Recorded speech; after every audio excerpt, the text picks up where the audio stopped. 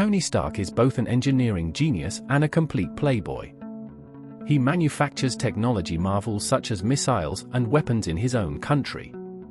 While introducing a new missile in Afghanistan, he is captured and injured. The captors demand him to build a missile for them. Instead, Tony constructs an armored suit.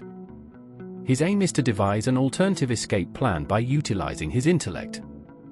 Jon Favreau, the director of the film and also portraying Happy Hogan, wanted Robert Downey Jr. for the role of Tony Stark. He felt that the actor's past was right for the role. Robert's life has been in the public eye in both the best and worst of times.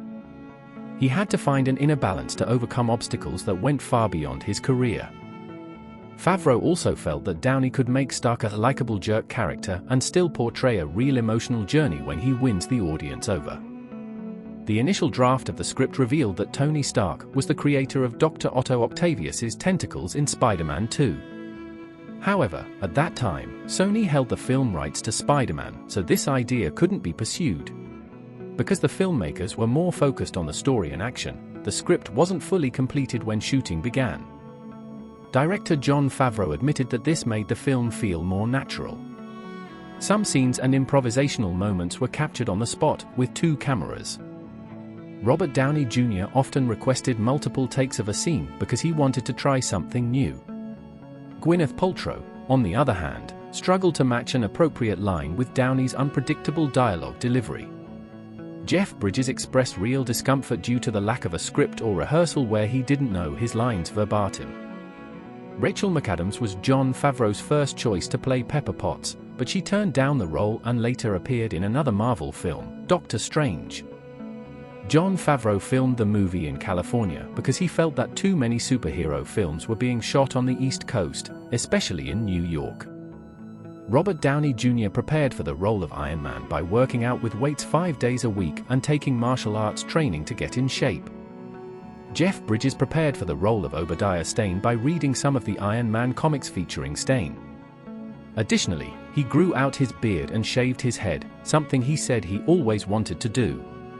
Agent Phil Coulson was originally a much smaller character. He was initially just referred to as Agent. Agent Phil Coulson was initially a much smaller character, simply referred to as Agent. However, as filming continued and Clark Gregg's chemistry with all the other actors became more evident, they added more scenes for him. Jon Favreau celebrated his hiring as a director by going on a diet and losing weight. Paul Bettany recorded all of Jarvis's lines within 2 hours. He had never seen the film and was unfamiliar with the plot. He remarked that voicing Jarvis was the easiest job he had ever done, as he worked for only 2 hours, got paid a lot of money, and then went on vacation with his wife, making it feel like almost a heist. "I'm Iron Man" line was improvised by Robert Downey Jr. Producer Kevin Feige approved its use in the final edit of the film. The piece of music Obadiah Stane plays on the piano in the film was composed by Antonio Salieri. Salieri is known as a jealous rival of Wolfgang Amadeus Mozart, and there are speculations that he even killed Mozart. This serves as a fitting parallel to the relationship between Stark and Stane in the film, as Stane harbors jealousy towards Stark's success and competes with him. This choice of music may have been used as a clever symbolization to highlight the conflict between the characters.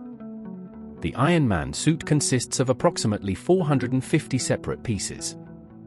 When Tony Stark returns from Afghanistan, he requests a press conference and an American cheeseburger.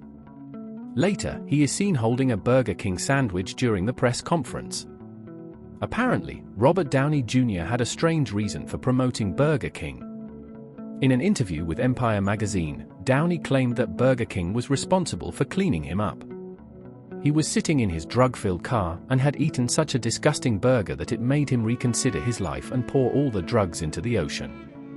Then, he immediately went into rehab. Just before the final press conference, Tony Stark reads a newspaper with an amateur photo of Iron Man on the cover.